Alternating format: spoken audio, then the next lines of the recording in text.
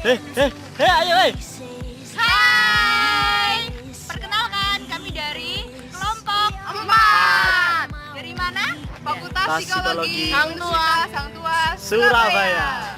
Angkatan berapa? 2014. Dadah. Jangan lupa nonton ya. Yoi.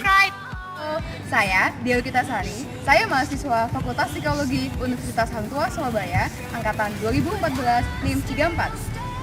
Hai, nama saya Andika Windanu. Saya dari mahasiswa Universitas Hang Tua Surabaya, dari Fakultas Psikologi, dari angkatan 2014, NIM saya 9. Nama saya Farida Absari. Saya mahasiswa Fakultas Psikologi Hang Tua Surabaya, angkatan 2014, NIM 42. Dadah. Halo, perkenalkan nama saya Asri Putri Safitri. Saya dari angkatan 2014, NIM 16, dari Fakultas Psikologi Universitas Hang Tua Surabaya. Hai, nama saya Diah Ayu. Saya dari Fakultas Psikologi Universitas Hang Tua Surabaya. Saya dari angkatan 2014, NIM saya 33. Halo, nama saya Rida Setiawan, angkatan 14, NIM 25.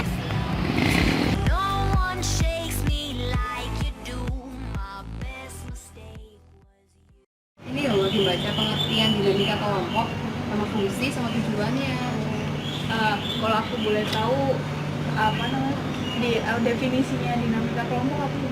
Di sini ada beberapa ahli yang menyebutkan pengertian dari dinamika kelompok. Nah, menurut Jacobs, Hartfield, dan Maxson, dinamika kelompok itu adalah kekuatan yang saling mempengaruhi hubungan timbal balik kelompok dengan reaksi yang terjadi antara anggota kelompok dengan pemimpin yang diberi pengaruh kuat pada perkembangan kelompok itu.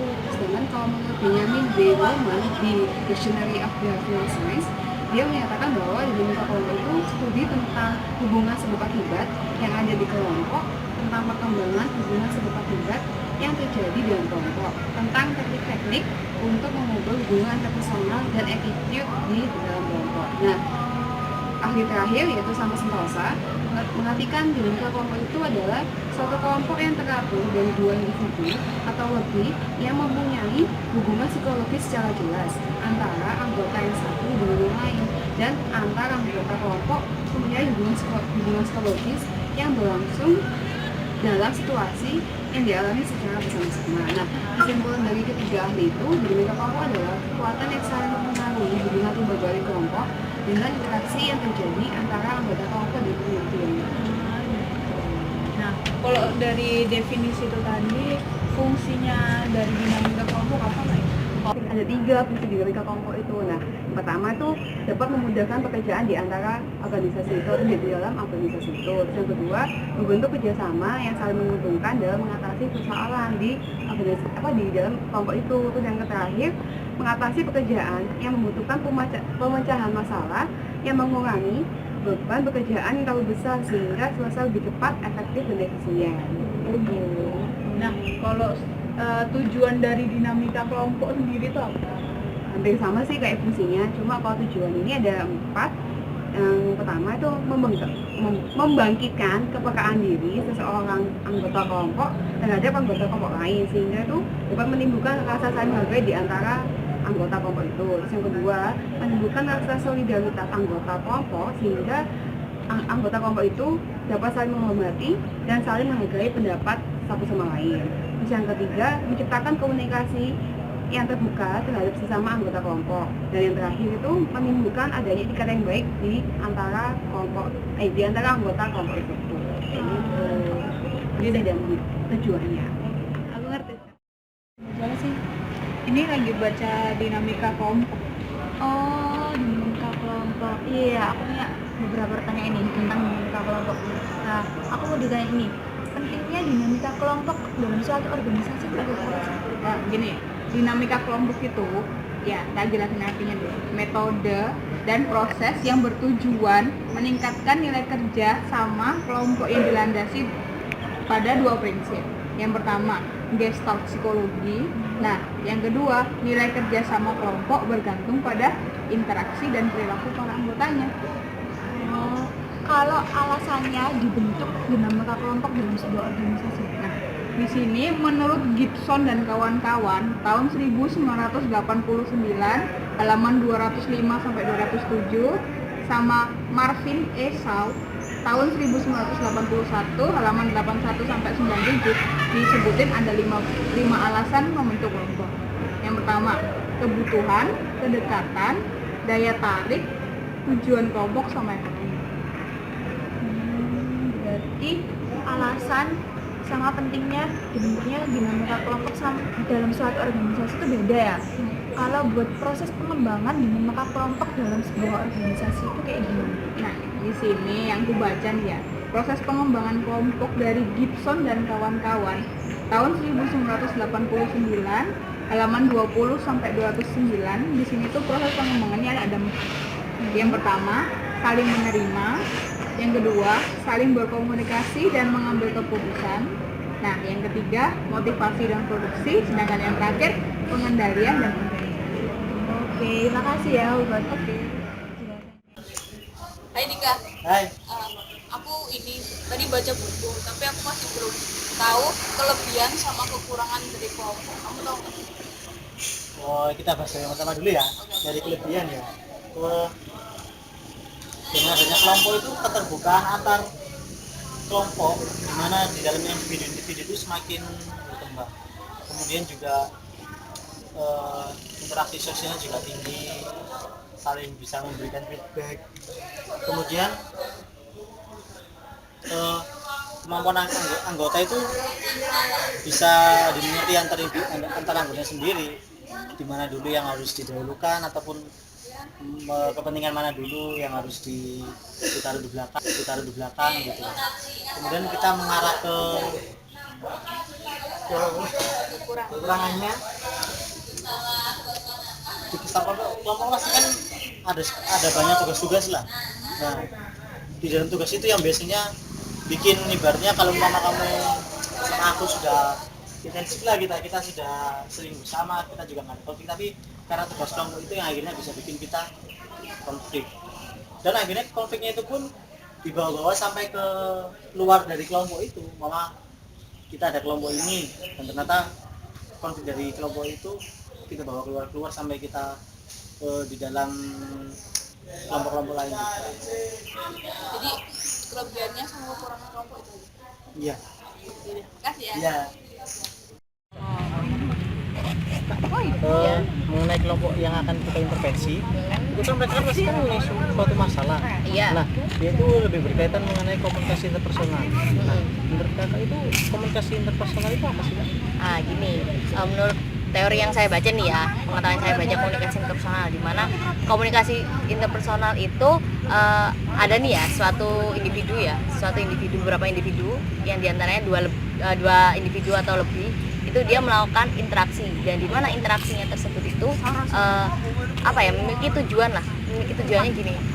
Tujuan dari mereka berkumpul kan mereka pasti berkomunikasi. Nah, dari situlah yang dinamakan komunikasi interpersonalnya itu. Dan juga di sini juga diterangkan bahwa komunikasi interpersonal itu juga berlaku secara kontekstual, bergantung kepada keadaan, budaya, dan juga konteks psikologikalnya itu.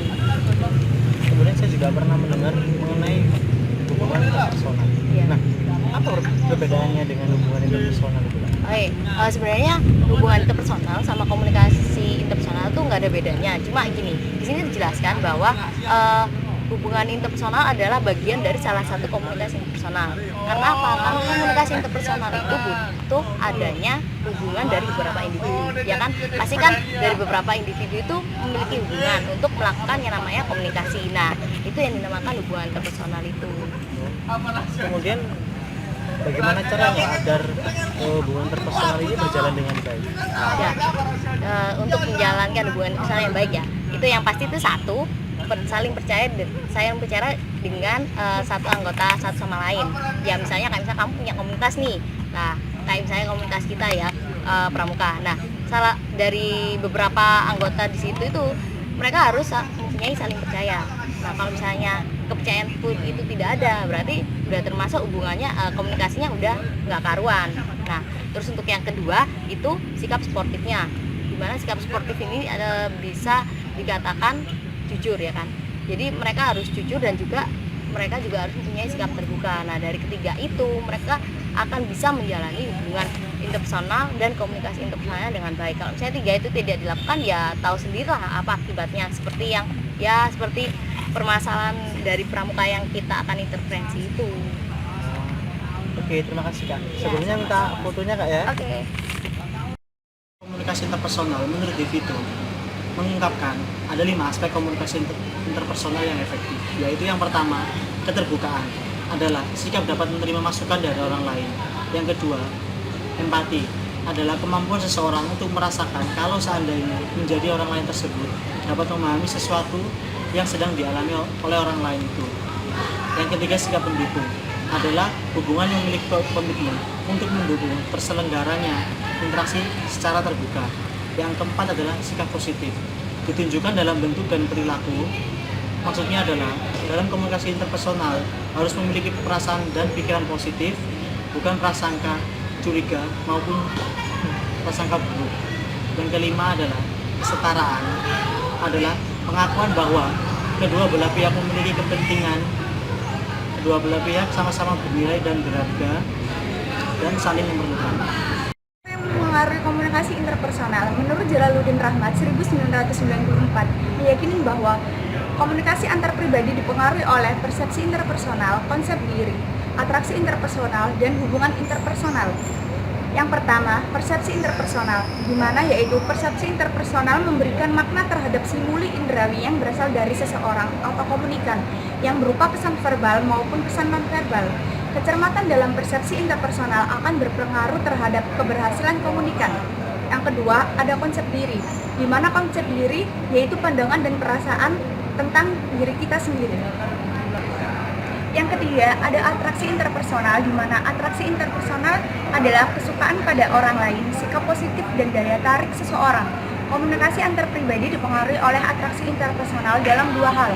Yang pertama, penafsiran pesan dan penilaian. Dan yang kedua, efektivitas komunikasi, di mana komunikasi antar pribadi dinyatakan efektif bila pertemuan komunikasi merupakan hal yang menyenangkan bagi komunikan. Yang keempat, ada hubungan interpersonal, di mana hubungan interpersonal dapat diartikan sebagai hubungan antara seseorang dengan orang lain. Hubungan interpersonal yang baik akan menumbuhkan derajat keterbukaan persepsi dirinya sebagai makin efektif komunikasi yang berlangsung di antara peserta komunikasi.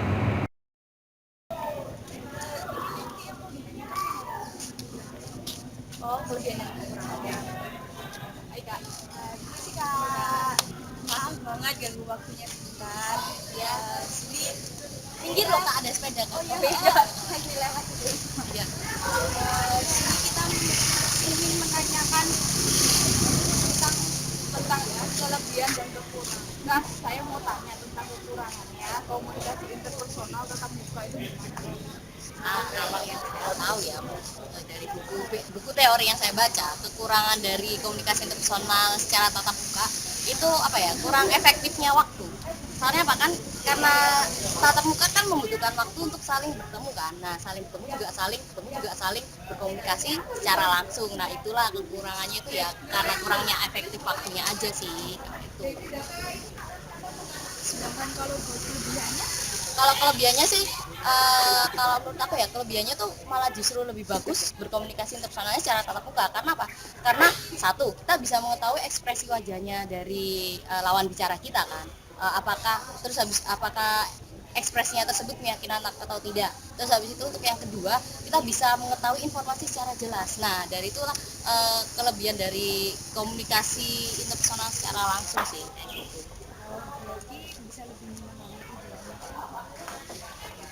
Terima kasih banyak Kak ya. Sama-sama.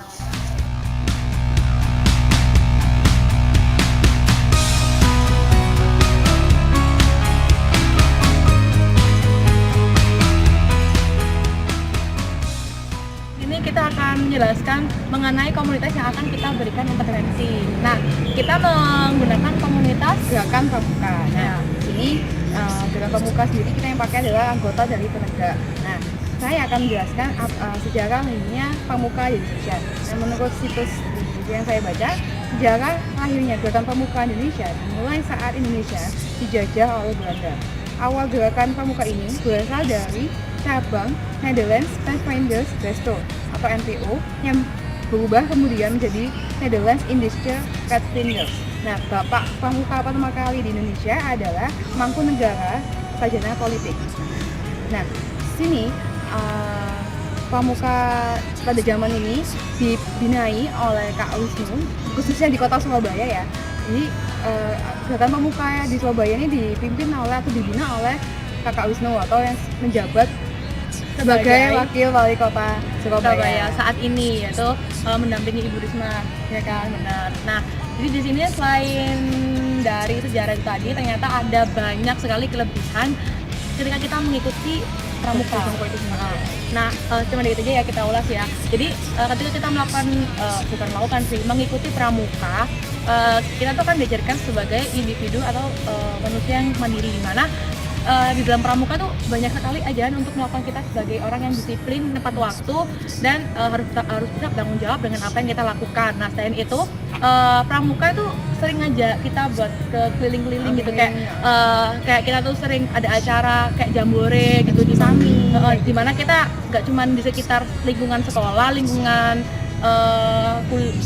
universitas, tapi kan juga diajak kayak di luar lingkungan tuh, kayak misalnya di alam, kayak kita ada acara juga kayak dengan daki anak pramuka sering daki kayak gitu. Terus selain itu juga dengan kita ikut ke dalam gerakan pramuka ini, kita tuh dapat ini loh banyak teman baru. Banyak teman juga. Nah, dari misalnya kalau misalnya dari kegiatan persami ataupun jambore kan kita bertemu dengan banyak sekolah-sekolah. Nah, di situ kita tuh saling berkenalan, saling tukar budaya. Nah, dan juga di dalam pramuka ini ada peluang di mana di setiap kita mengikuti pramuka itu terdapat saka-saka, Kak. Tahu kan apa itu saka-saka? Bisa dijelasin nggak? Nah, oke. Saka-saka itu ini kayak gini loh.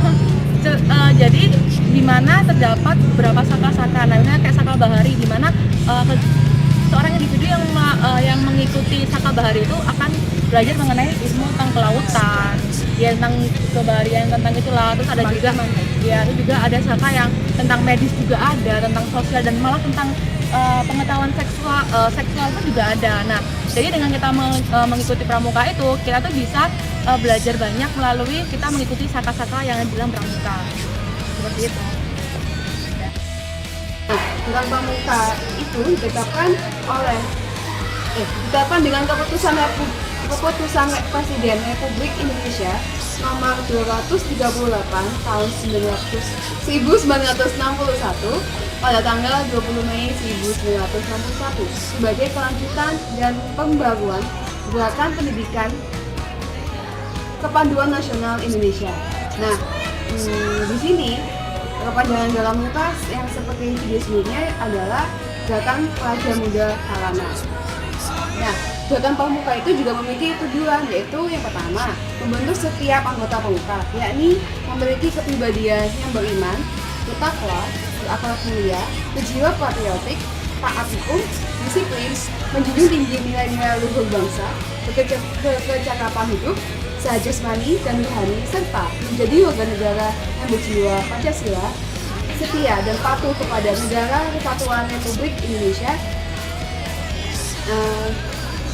Dan anggota pemuka sendiri itu dapat membangun dirinya sendiri secara mandiri, serta bersama-sama bertanggung jawab atas pembangunan bangsa dan negara. Dan yang terakhir adalah memiliki kepedulian terhadap sesama hidup dalam alam lingkungan. Kelompok kami menggunakan satuan gugus depan Ambalan Penegak Kota Surabaya. Jadi tidak menggunakan seluruh anggota pramuka di Kota Surabaya, hanya saja menggunakan Ambalan Penegak Kota Surabaya. Nah, Ambalan Penegak itu apa sih? Ambalan Penegak itu adalah satuan gerak untuk golongan pramuka penegak yang menghimpun sangga dan dipimpin oleh Pradana dengan pendamping pembina Ambalan.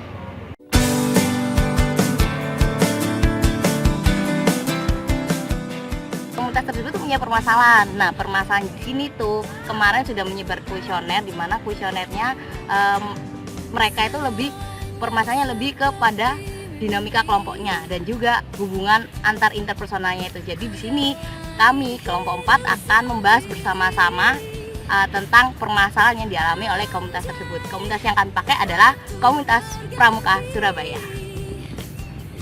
dapat disimpulkan akar permasalahan yang terjadi pada kelompok tersebut, di mana terdapat kurangnya keterbukaan antar kelompok yang menyebabkan permasalahan-permasalahan itu timbul. Seperti mereka sering terjadi miskomunikasi, lalu tidak adanya keterikatan antar anggota, dan tidak adanya hubungan yang harmonis disebabkan mereka kurang terbuka. Dari paparan permasalahan yang sudah saya sampaikan sebelumnya, kelompok kami menggunakan intervensi dalam bentuk konseling kelompok, di mana menurut Bapak Prayitno, konseling kelompok pada dasarnya adalah layanan konseling perorangan yang disediakan dalam suasana kelompok. Nah, di dalam konseling kelompok itu terdapat konselor dan klien. Nah, di dalam konseling kelompok tersebut terjadi hubungan konseling dalam suasana yang diusahakan seperti dalam konseling perorangan, yaitu di mana terdapat suasana yang permasif, terus suasana yang hangat, terbuka dan penuh keakraban. Selain itu, di mana juga terdapat pengungkapan dari setiap individu dan penelusuran sebab-sebab timbulnya dari permasalahan yang terjadi pada komunitas tersebut. Lalu setelah membicarakan mengenai masalah apa yang timbul di dalam kelompok, maka selanjutnya adalah para konselor dan klien mencari dan menyusun seperti apa sih solusi yang tepat untuk dapat menyelesaikan permasalahan yang terjadi. Dan setelah itu terdapat kegiatan evaluasi setelah dilakukannya konseling kelompok dan juga ada tindak lanjut. Nah, jika memerlukan metode khusus, maka ada baiknya juga diberi metode khusus. Jadi, tujuan utama dari pemberian intervensi dari kelompok kami di yang komunitas gerakan pemuka itu sendiri adalah bagaimana cara meningkatkan dinamika kelompok sosial yang terjadi di komunitas itu, dan bagaimana cara meningkatkan komunikasi interpersonal pada komunitas gerakan pemuka, khususnya pada dalam negara kota Surabaya. Jadi, pengen tahu bagaimana sih intervensi yang kita berikan dan hasil intervensi yang kita berikan pada komunitas tersebut? Yuk, tonton videonya. Dari permasalahan yang dialami oleh Gerakan Pemuka Kota Surabaya, kami akan memberikan intervensi yaitu berupa konseling kelompok. Nah, berikut konseling kelompok kami.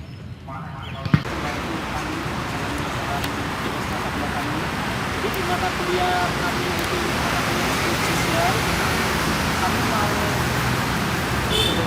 sharing dengan anak-anak komunitas kalian mengenai komunitas ataupun organisasi pramuka yang mungkin diwakili oleh rekan-rekan sekalian.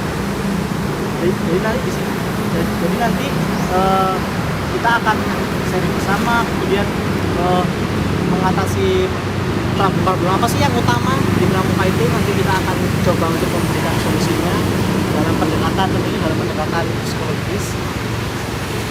Kemudian nanti kita akan membentuk kelompok, ya disitulah nanti kita membuat forum untuk diskusi mengenai problem atau masalah kita yang harus diatasi ataupun diselesaikan. Terakhir, semoga selama kita nanti melakukan aktivitas profesional, rekan-rekan juga asik dan kami pun juga asik, dan kita nanti bisa Dia nggak apa-apa. dingin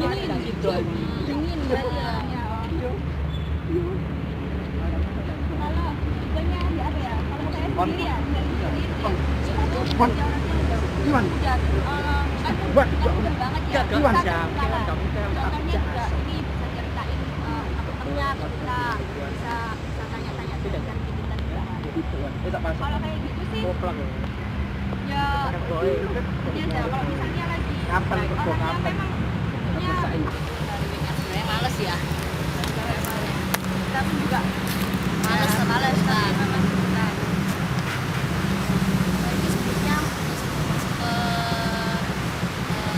sharing ya, mau nanya mungkin ini agak privasi, tapi ya mungkin dari privasi mengatakan bisa apa ya, kayak apa ya, mengatasi jalan keluarnya problem yang ada di dunia. saya sama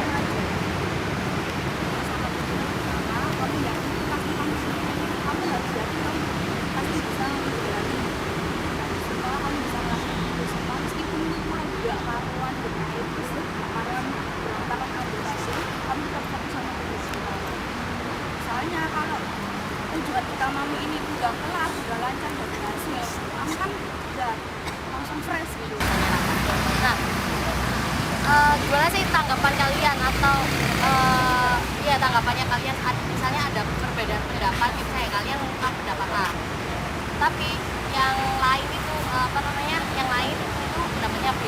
Nah, sedangkan pendapatnya ini kan pasti beda kan A sama B. Itu gimana sih cara kalian bisa menerima A sama B ini bisa jadi satu suara gitu?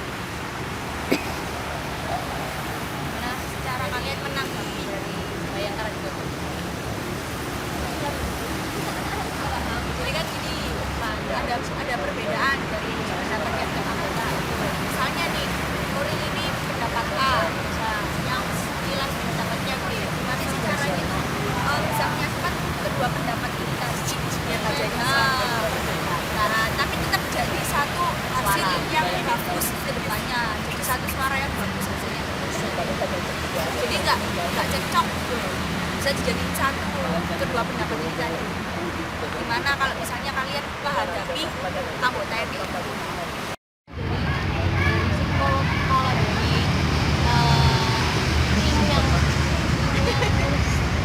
Kalau dari ilmu yang dipelajari sih, kalau emang bagaimana sih cara menghadapi orang yang berbeda watak atau berbeda kepribadian, yaitu tetap mengikuti alur. Tapi kalau misalnya dia alurnya gini, meskipun kita nggak cocok, tapi kalau emang untuk tujuannya baik ya udah kita jalan.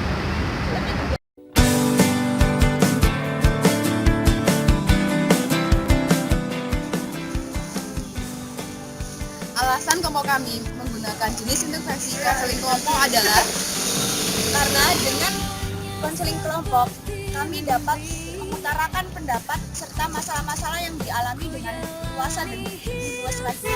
dan dengan menggunakan konseling kelompok, subjek dari komunitas yang kami berikan intervensi dia bisa lebih tenang dan bisa lebih rileks ketika kita memberikan suatu saran atau memberikan solusi dari permasalahannya mereka. Jadi mereka tuh bisa lebih nyaman ketika kita memberikan konseling kelompok pada mereka, Sehingga permasalahan yang selama ini dialami oleh mereka dapat terselesaikan dengan konseling kelompok.